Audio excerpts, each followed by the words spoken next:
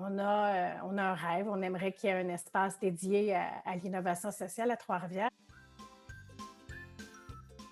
Le premier constat, c'était que cette demande-là ne venait pas nécessairement fortement des usagers de la base. C'est-à-dire quand on a voulu faire un peu un exercice que vous faites en ce moment, là, qui est de sonder les usagers, mais on s'est dit, où sont-ils?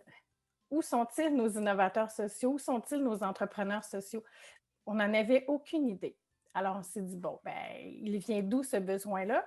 Alors, je vous épargne plein de discussions et de café que nous avons consommés pour, en fait, réaliser que le besoin, il venait des accompagnateurs, il venait des acteurs du milieu qui, sans s'en être rendu compte, avaient besoin de travailler de façon plus collaborative, de façon plus étroite.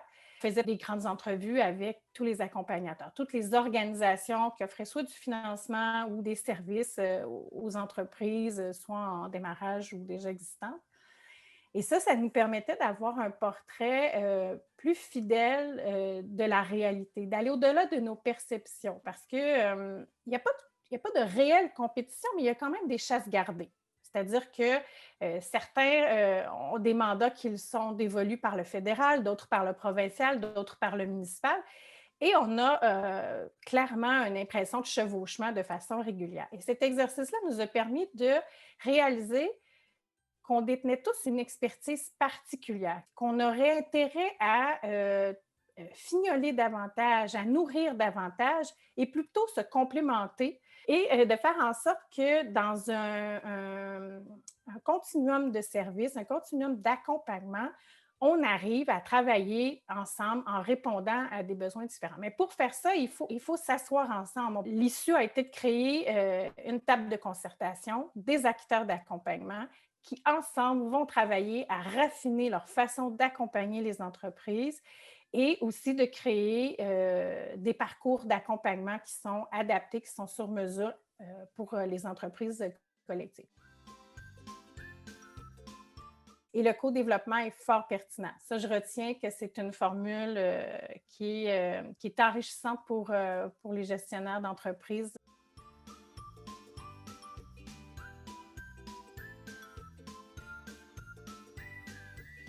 Le web a été construit autour de grandes plateformes qui essayent de se développer et qui essayent d'avoir cette approche winner takes all. Donc, je vais prendre tout le marché et je vais avoir les données de tout le monde.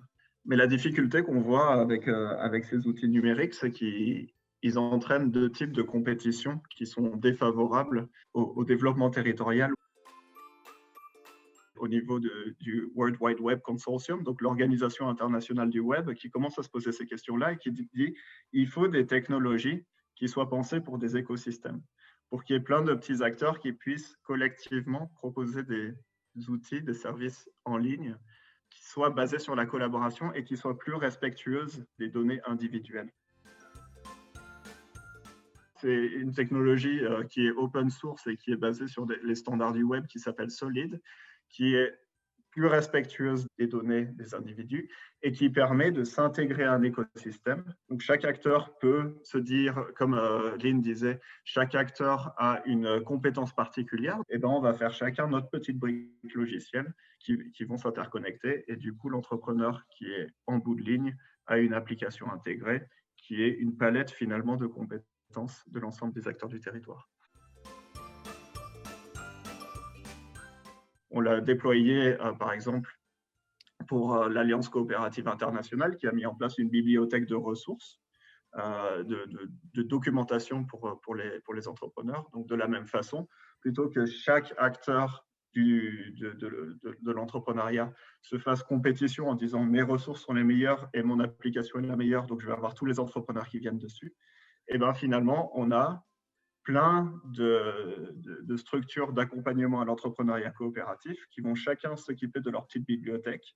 Ces bibliothèques-là qui vont s'interconnecter et finalement l'entrepreneur qui est en bout de course, quelle que soit la bibliothèque, quel que soit le site internet à travers lequel il accède, il aura accès à toute la palette des ressources en ligne, des documents en ligne qui sont disponibles pour ça. Donc, on a vraiment une capacité de mutualisation qui se crée avec l'aide de ces nouvelles technologies qui se mettent en place. Il y a une question d'architecture, c'est-à-dire que quand, quand une application va faire une requête, l'objet de cette requête sera d'afficher ta donnée. Ça ne sera pas de transférer ta donnée vers un autre endroit. C'est que des questions de protocole de sécurité et de législation qui se mettent autour de ça. Pour toutes bonnes idées, s'il n'y a personne qui porte le projet formellement, même, et ça peut être fait dans un leadership partagé aussi, là, mais il faut qu'il y ait quelqu'un qui porte une certaine responsabilité, sinon le projet va finir par vivre quelque temps, mais pas de façon pérenne. Donc c'est la souveraineté sur l'outil qui sera la réponse. Créer des écosystèmes dont chaque acteur est autonome et en capacité de collaborer avec les autres sans avoir à changer d'outil ou sans avoir à renoncer à son autonomie.